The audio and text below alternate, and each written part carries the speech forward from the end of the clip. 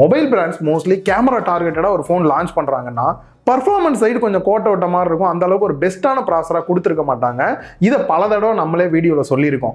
நம்ம சொன்னது மற்ற பிராண்டு கேட்டதோ இல்லையோ விவோவுக்கு கேட்டிருக்கும் போல. ஏன்னா விவோ V40 சீரீஸில் ரெண்டுலையுமே வந்து கான்சன்ட்ரேட் பண்ணியிருக்காங்க. ஆமாம்ல, வச்சிருக்கலாம்ல முன்னாடியே. ஸோ இதனால இன்னொன்று நிறையா. ஸோ இந்த ஃபோன் சோதிக்காதீங்க.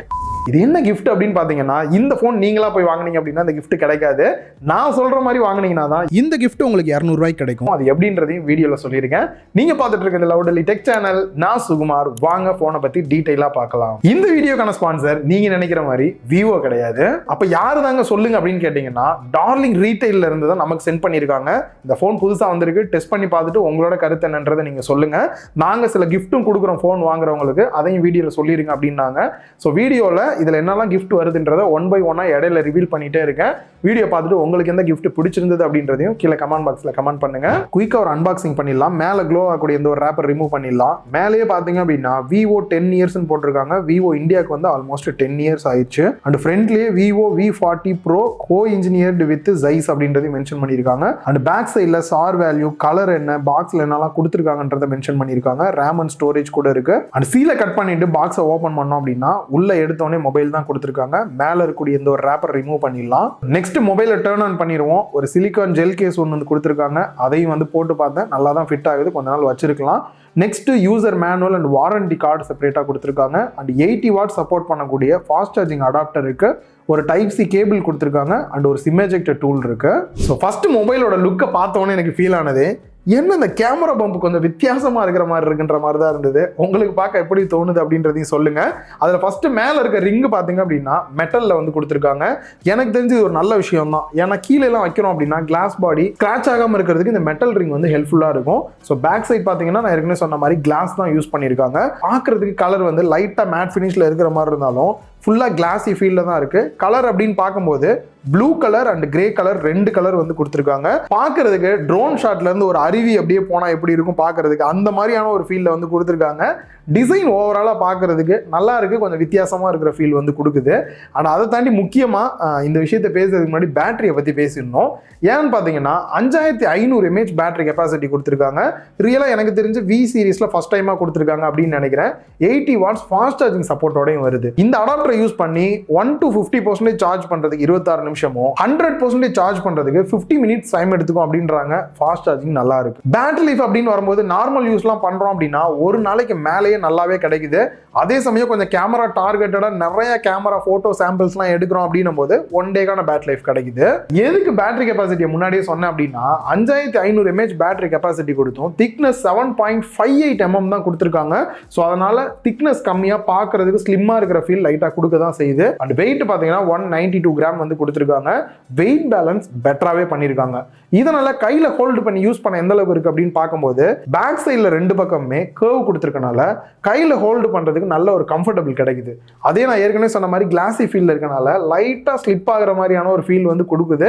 பட் எப்படி நம்ம கேஸ் போட்டு தான் யூஸ் பண்ண போகிறோம். அந்த ஃபிங்கர்ஸ்லாம் வச்சோம் அப்படின்னா லைட்டாக ஸ்மெட்ஜஸ் படுது.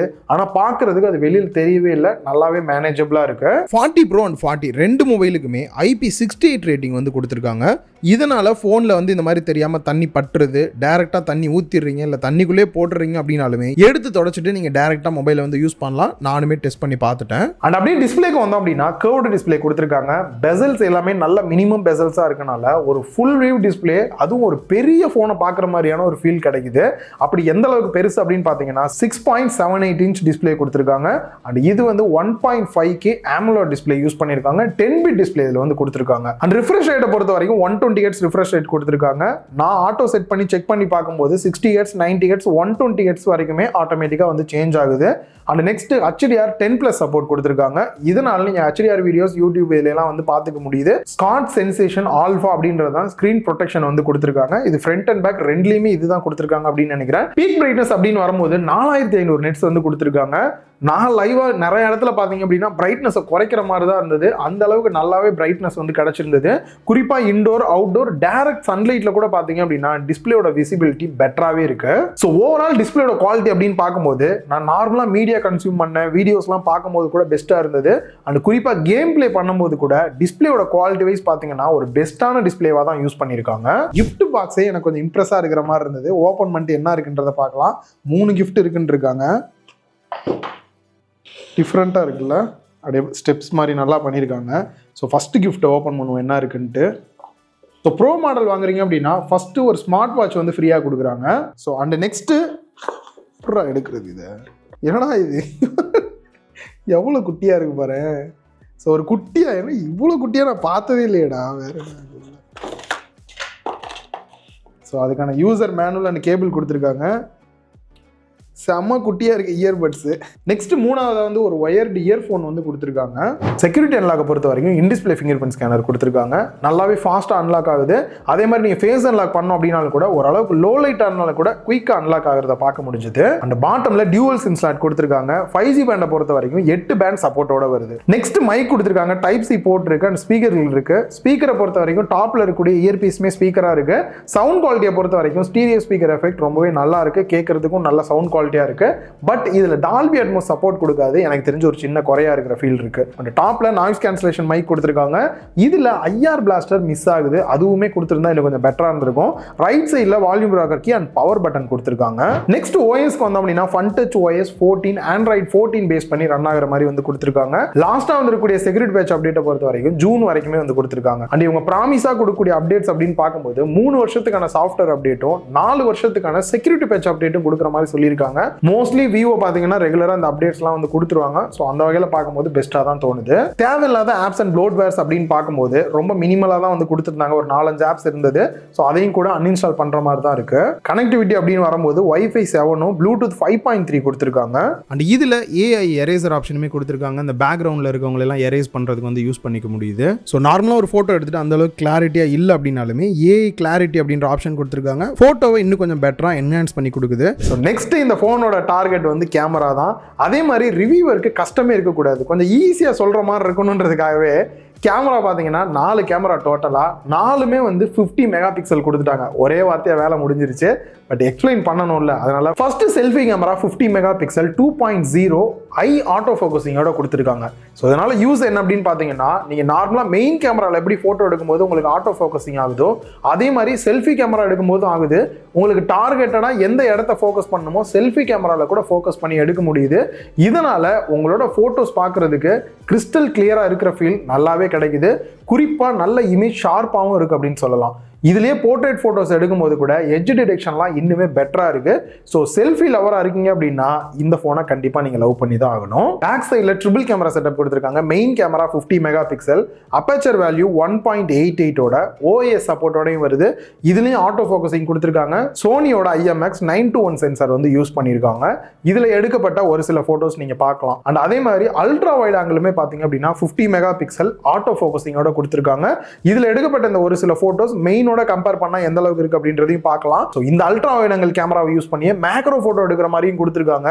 சோ இதனால எடுக்கக்கூடிய போட்டோஸ் நல்ல நியராவும் போக முடியுது, நல்ல கிளாரிட்டியாவும் இருக்கு போட்டோ பார்க்கிறதுக்கு. சோ இதாண்டா மேக்ரோ கேமரா, என்னடா 2 மெகா பிக்சல் 5 மெகா பிக்சல்ன்ற மாதிரி தான் இருக்கு. அண்ட் மூணாவது 2x அளவுக்கு ஜூம் பண்ணி எடுக்கக்கூடிய டெலிஃபோட்டோ கேமரா கொடுத்திருக்காங்க. 50 மெகா பிக்சல், அப்பேச்சர் வேல்யூ 1.85ஓட சோனியோட IMX 816 சென்சார் வந்து யூஸ் பண்ணியிருக்காங்க.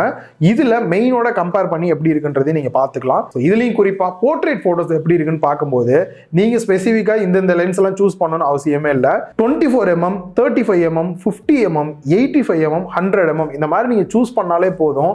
ஒவ்வொரு போட்டோவுமே பாத்தீங்க அப்படின்னா உங்களுக்கு கொஞ்சம் ஜூம் ஆகுற மாதிரி தான் ஃபீல் இருக்கும். அதே மாதிரி அந்த போட்டோவோட டெக்ஸ்சர், பேக்ரவுண்ட் பிளர்ருமே பாத்தீங்கன்னா ஒவ்வொன்றுக்குமே வந்து டிஃப்ரெண்டா இருக்கும். ஸோ இது வந்துட்டு நம்ம மேனுவலா சூஸ் பண்ணாம ஆட்டோமேட்டிக்கா நடக்கிறனால ஒவ்வொரு போட்டோவுமே நமக்கு ஒவ்வொரு ஃபீல் வந்து கொடுக்குது. அது பார்க்கறதுக்கும் நல்லா இருக்கு. அண்ட் அதே மாதிரி உங்களுக்கு கொஞ்சம் நேச்சுரல் போட்டோஸ் வேணும் அப்படின்னாலுமே ஜைஸ் நேச்சுரல் ஆப்ஷன் செப்பரேட்டா கொடுத்துருக்காங்க. அதை கூட நீங்க சூஸ் பண்ணிக்கலாம். அந்த நைட் போட்டோஸ் அப்படின்னு வரும்போது நீங்க நார்மலா நைட் போட்டோஸ் எடுத்துக்கலாம். அண்ட் அதே சமயம் ஸ்பெசிஃபிக்கா உங்களை எடுக்கிறீங்கன்ற பட்சத்தில் இதுல ஆரா லைட் கொடுத்துருக்காங்க.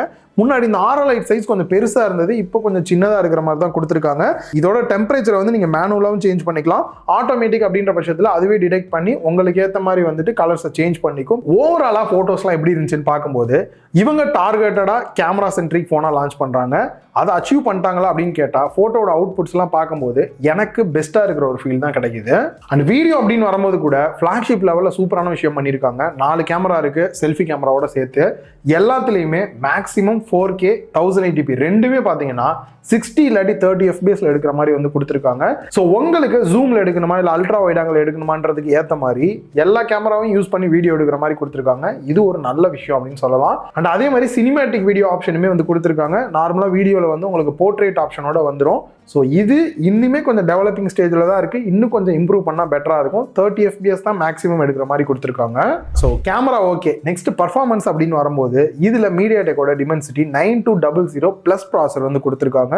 ப்ளஸ் கூடயே வேப்பர் சாம்பர் கூலிங் சிஸ்டமோட வருது. ஸோ இதில் எடுக்கப்பட்ட பெஞ்ச் மார்க் ஸ்கோர்லாம் என்னென்னன்றதை பார்த்துடலாம். அன்டு பெஞ்ச் மார்க்கை பொறுத்த வரைக்கும் 1.49 மில்லியனுக்கு மேலேயே வந்து கிடைச்சிருக்கு.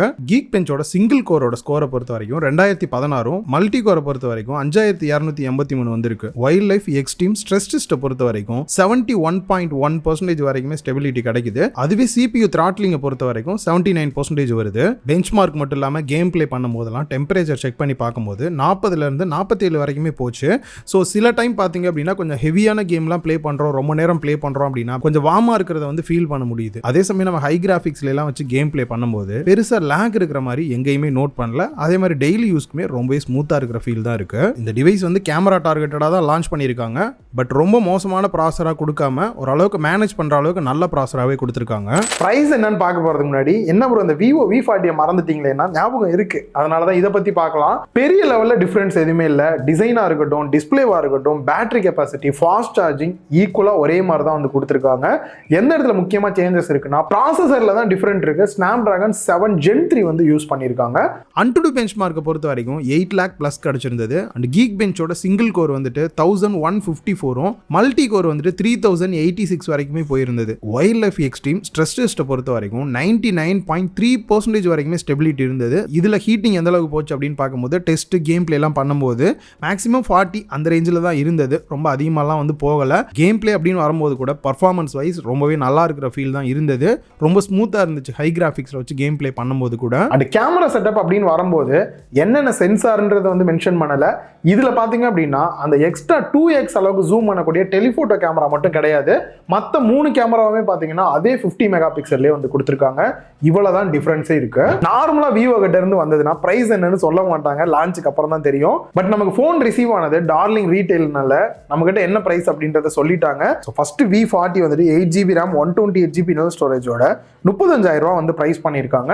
அது கூடயே பாத்தீங்க அப்படின்னா இந்த ஒரு ஸ்மார்ட் வாட்ச் வந்துட்டு ஃப்ரீயாவே நீங்க வந்து வாங்கிக்க முடியும். இந்த ஆஃபர் பத்தி எல்லாம் நெக்ஸ்ட் சொல்றேன். அண்ட் நெக்ஸ்ட் ப்ரோ மாடல் என்ன பிரைஸ் அப்படின்னு பார்க்கும்போது 2 வேரியன்ட் வந்து லான்ச் பண்றாங்க. V40 Pro வந்து 8GB RAM 256GB இன்டர்னல் ஸ்டோரேஜோட 50,000 ரூபாய் பிரைஸ் பண்ணிருக்காங்க. 12GB RAM 512GB இன்டர்னல் ஸ்டோரேஜோட 56,000 ரூபாய் பிரைஸ் பண்ணிருக்காங்க. ஏற்கனவே நான் சொன்ன மாதிரி இந்த 3 ப்ராடக்ட்டுமே பாத்தீங்கன்னா 200 ரூபாய் கொடுத்தீங்கனாலே போதும், உங்களுக்கு கிஃப்டாவே கொடுத்துருவாங்க. ஆகஸ்ட் மந்த் ஃபுல்லாவே பாத்தீங்க அப்படின்னா அவங்களோட ஆஃப்லைன் ஸ்டோர்லயும் நீங்க போய் வாங்கலாம், இல்ல அவங்களோட ஆன்லைன் வெப்சைட்ல நீங்க வாங்கினாலுமே இந்த ஆஃபர் உங்களுக்கு இருக்கும். நார்மலாக நீங்கள் ஃபோன் வாங்கணும்னு முடிவு பண்ணிட்டீங்கன்ற பட்சத்தில் இ-காமர்ஸ் வெப்சைட்டில் வாங்குறத விட இவங்ககிட்ட வாங்குறீங்கன்னும் போது இது ஒரு எக்ஸ்ட்ரா பெனிஃபிட்டாக உங்களுக்கு கிடைக்கிறது ஒரு நல்ல விஷயம் தான். நீங்கள் வாங்கணும் அப்படின்னா கீழே டிஸ்கிரிப்ஷனில் லிங்க் கொடுத்துருக்கேன், செக் பண்ணி பாருங்க. இந்த வீடியோ உங்க எல்லாருக்குமே யூஸ்ஃபுல்லாக இருந்திருக்கும் அப்படின்னு நினைக்கிறேன். இந்த வீடியோ பிடிச்சிருந்தா லைக் பண்ணுங்க, மறக்காம லவ்லி டெக் சேனலுக்கு உங்களோட சப்போர்ட்டை கொடுங்க.